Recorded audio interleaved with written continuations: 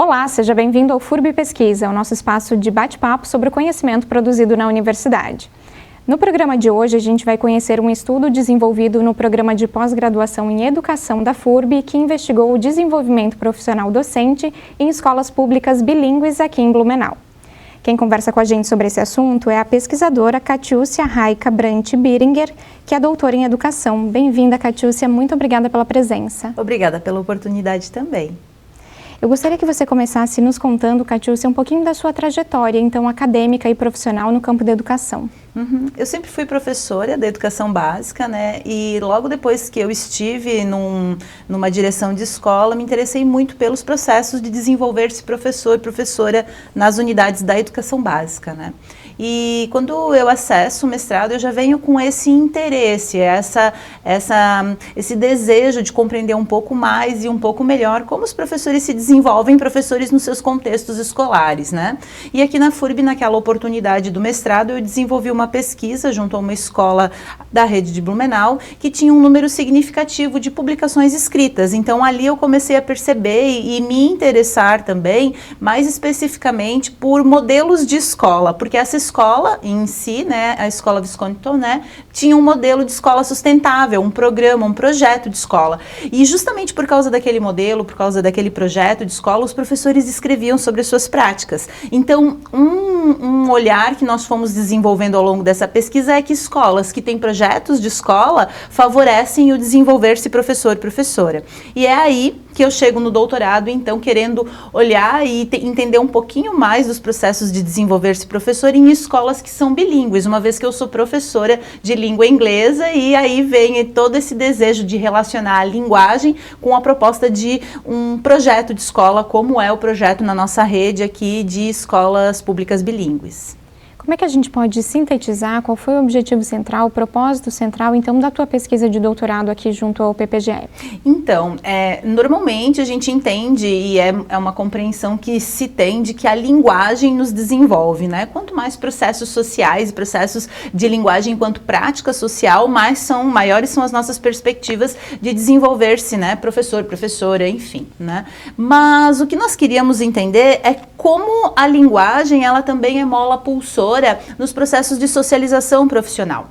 Até porque esses modelos de escola, eles nos apontam uma relação de codocência ao professor da língua e ao professor pedagogo, pedagoga, que está na sala. Então, esse foi o nosso principal objetivo, de perceber como os professores desenvolvem-se na relação com a linguagem enquanto prática social, numa perspectiva de aprendizagem social, para realmente o professor se constituir professor na relação um com o outro, no contexto da escola. O que também os autores como Wenger e a professora Candô, eles nos apontam como uma aprendizagem situada lá no contexto da escola.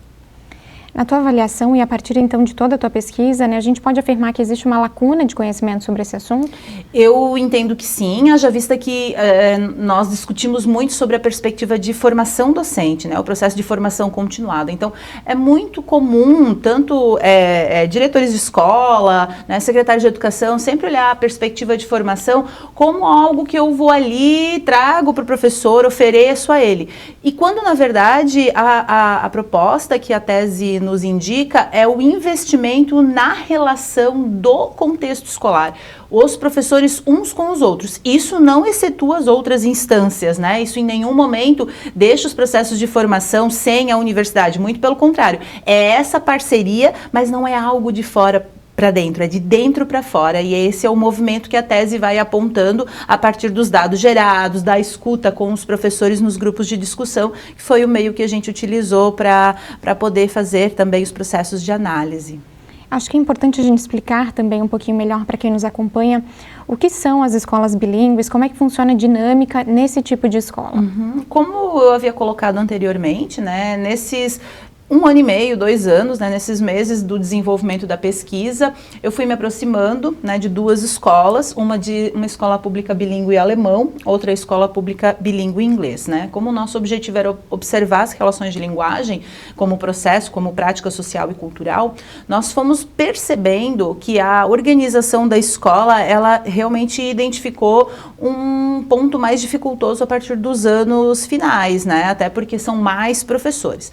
O meu foco foco na pesquisa, né, a partir também das relações que a professora Daniela Tomil, orientadora, né, da perspectiva de formação de professores, e a professora Cíntia Bailer, trazendo todo o arcabouço da linguagem, da translinguagem, que é um conceito que a gente desenvolve aqui, nós estamos percebendo que as dinâmicas dentro do contexto escolar acontecem a partir da relação da codocência.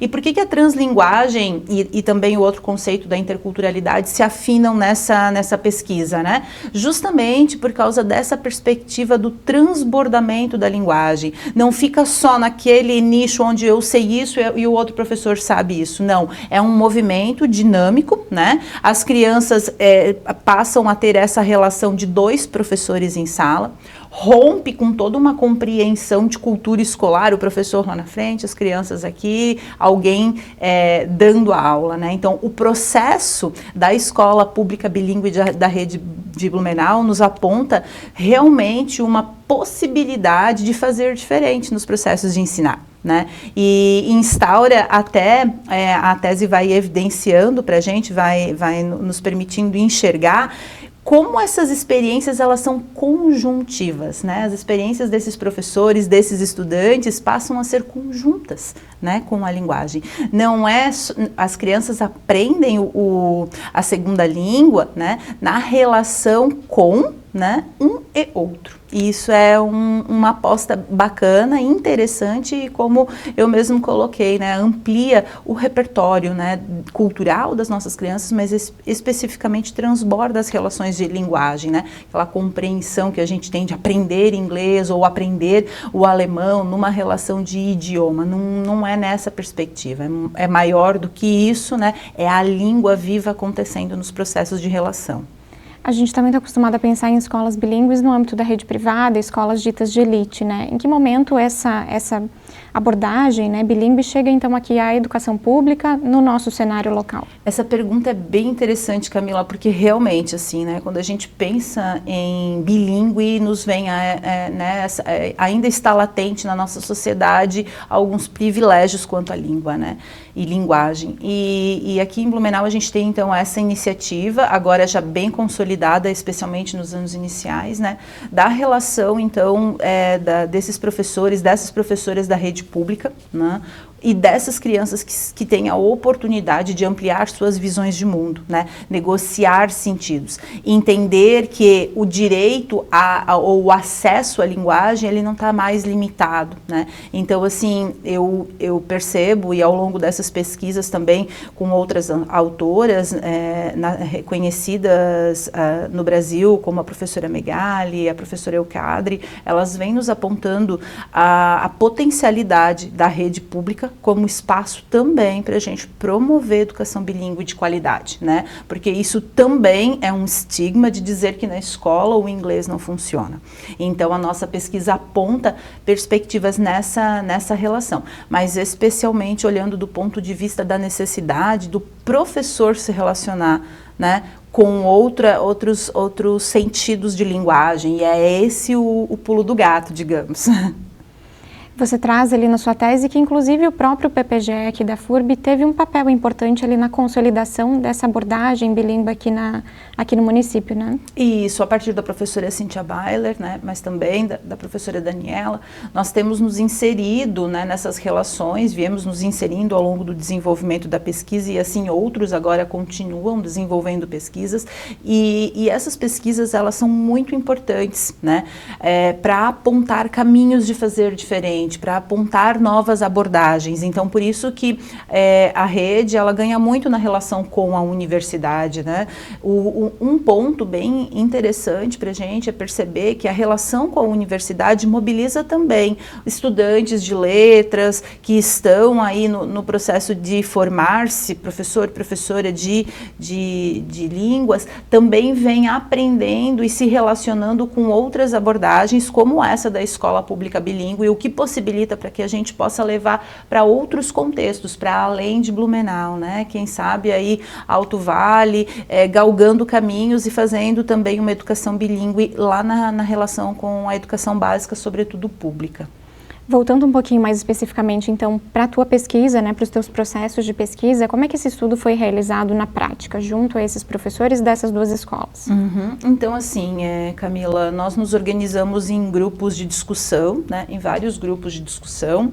Fui ouvindo os professores e discutindo com eles essas temáticas que anteriormente eu mencionei. Então, não foi só sobre a pesquisa, mas também sobre elaborar conhecimento junto, né, dividir e partilhar concepções teóricas, concepções práticas sobre os processos de ensinar e aprender línguas.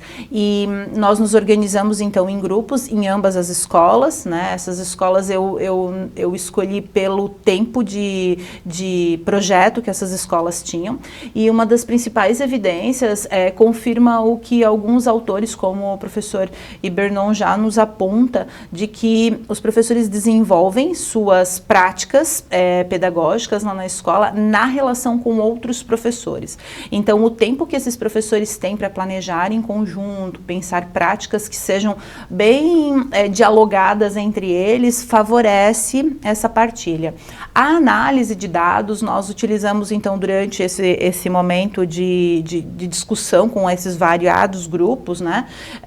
Nós fizemos as gravações e depois fizemos transcrições para poder elaborar as análises a partir da condução e da concepção, tanto da aprendizagem social, então olhando a língua como uma prática social, não é um idioma, não, é linguagem, é língua viva acontecendo. E nessa relação nós podemos também pensar um pouquinho e elaborar um pouquinho mais a compreensão de desenvolver-se professor nesta perspectiva, numa perspectiva social, numa perspectiva cultural. E aí um conceito bem importante é o conceito de socialização profissional. Então esses professores, eles foram nos seus dizeres, foram nos apontando como aprendem em conjunto, como se relacionam seus conhecimentos, né, seu repertório e concepções pedagógicas práticas com aquelas de linguagem. Então esse foi o percurso que nós fomos desenvolvendo. Um ponto bem importante para destacar, Camila, quando tu me pergunta como a pesquisa aconteceu, é importante nós falarmos sobre o método documentário, né? Então é diferente do método documental, onde apenas utiliza documentos para fazer análise, né? Nós estamos documentando esse percurso, esse processo de desenvolver-se professor, professora nessas escolas, observando desde o início da implantação desse projeto, mas sobretudo percebendo como esses professores foram, alguns deles que já foram ou estiveram no projeto há anos, foram se aperfeiçoando, aprimorando as suas práticas na perspectiva da linguagem, né? Eu lembro de uma professora dizendo assim, depois disso eu fui estudar mais inglês, eu fui aprender inglês, fui fazer até cursinho fora para poder me relacionar mais com a prof, com a teacher que fica em sala e pensar o ensino, por exemplo, de ciências ou de matemática articulado com linguagem. E aí a gente vê a potencialidade deste projeto. Como é que foi a receptividade dos professores e das escolas, né, em relação a essa tua proposta de pesquisa, todo esse processo que você desenvolveu junto a eles? A receptividade foi sim bastante positiva, há um interesse grande dos professores dialogarem sobre seus trabalhos, isso é muito bom e por isso que eu reforço, né, a importância da relação da educação básica com a universidade, mas sobretudo o que nos motiva é realmente entregar algo para eles. Não é lá no contexto da escola retirar um conhecimento deles e trazer aqui para a pesquisa e engavetar isso ou, enfim, circular isso só aqui na universidade. E por isso que a gente pensou, né, Camila, num produto, né? Não no sentido mercadológico, muito pelo contrário, mas no sentido de entrega, de formalizar esses processos e entregar a eles as compreensões que eles nos ajudaram a perceber e a elaborar. E aí veio esse livreto, né, esse handbook que a gente entregou, oficializou no início desse ano para a secretária de Educação Simone, né, em um evento aqui do Observatório de Internacionalização, apresentando então esse documentário de experiências conjuntivas e desenvolvimento profissional, bem nessa perspectiva então de como formar-se professor, professora lá no contexto da escola e para escolas que são públicas e sobretudo bilíngues, né, nessa relação. Você menciona, né, que esse livro foi um dos produtos, né, da sua pesquisa. Isso. Qual que é o uso que você, na sua avaliação, as escolas, os professores, ou mesmo outras escolas, porque ele está disponível online, Exato. né, podem fazer desse produto, então, que é resultado da tua pesquisa? De que forma ele pode ser empregado na condução de processos nas escolas? Então, esse livreto ele traz estratégias para fazer esse engajamento, né? Se a pesquisa toda discute socialização profissional, aprendizagem social, a gente não podia deixar que isso ficasse de fora. Então, nós sempre apresentamos o capítulo com uma tirinha da Mafalda, fazendo uma relação bem crítica sobre os processos de ensinar línguas, né? E logo após isso, a gente vai oportunizando para os professores caminhos para que eles possam ampliar os seus repertórios a partir de questionamentos, para mobilizar o diálogo, mas também de acesso a outras leituras ou a outras pesquisas. Então, na verdade, esse material ele vem para subsidiar processos de formação dentro da escola, que esses coletivos de professores possam se apropriar desse material em suas reuniões pedagógicas, junto com as direções de escola, ler em conjunto, refletir conjuntamente os seus processos, né? E é isso que é o desejo e o que a pesquisa realmente espera que aconteça, né? Que ela possa se materializar lá na escola, nas práticas, né? Que ela possa sair desse contexto aqui da universidade e alcançar as realidades escolares. Esse material de divulgação ele foi inclusive premiado, né? Ele foi o vencedor da categoria pós-graduação na última edição que a gente teve aqui da Mostra Integrada de Ensino, Pesquisa, Extensão e Cultura, que houve na FURB aqui em setembro. Como é que você avalia, né? Como é que você recebeu esse prêmio, né? Essa notícia de que o seu trabalho havia sido premiado? Fiquei bastante orgulhosa. Na verdade, assim, é um esforço, né? Foram esforços ao longo de muitos anos, elaborando formas de interpretar e de compreender as realidades escolares, né? E quando eu soube deste prêmio, eu fiquei muito, não é feliz, mas satisfeita de saber que esta pesquisa ela realmente tem potencial para alcançar os nossos professores e as nossas professoras da escola. Que eu acho que é esse o caminho que a gente precisa, é esse o tom que eu acredito de verdade que a formação de professores merece e tem potência para seguir, né? Sobretudo pensando que quando esse prêmio ele acontece, ele demonstra para a gente o quanto ainda a formação de professores ela precisa ser pesquisada, precisa ser estudada e mostrar caminhos. Uma compreensão que eu fui elaborando ao longo desses anos de estudo é que para que as nossas crianças aprendam bem, elas precisam de professores que ensinem bem e discutir os processos de ensinar, como eles acontecem, de acordo com cada realidade, lá nas escolas, porque uma escola, não adianta a gente dizer escola é tudo igual, porque não é, são processos outros, né, são realidades, e é essa discussão, então, de comunidades de aprendizagem, onde esses professores possam se reunir em torno desse material, e por isso que eu fiquei tão feliz e orgulhosa, né, e também agradecida, obviamente, né, a professora Daniela foi me acompanhando ao longo desses anos na pesquisa, depois a professora Cíntia, e eu sei que com elas também isso aqui tem bastante possibilidade de realmente acontecer nos contextos.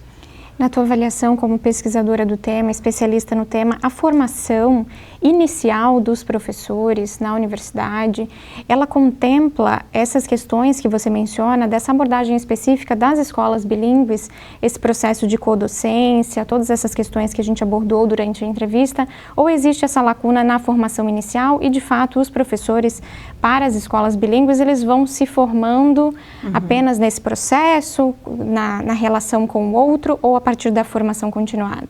Então, Camila, esse ponto é um ponto bem importante, né? Nós sabemos que a formação inicial ainda tem algumas fragilidades, né? Essa relação, eu vejo que muito se avança do que já vinha acontecendo, mas nós sabemos que ainda de novo, assim, não dá para excetuar a universidade, não, é uma relação conjunta, mas nós precisamos avançar nessa relação, né? Nessa relação entre universidade e escola, sabe? A escola ainda está lá, fazendo o trabalho dela cotidiano, né, com com aquela compreensão de escola lá de contexto, e a universidade aqui chega para fazer ou a sua pesquisa, né? E esse acompanhamento, essa relação é a que eu realmente acredito que vai fazer diferença nos processos de formação, né?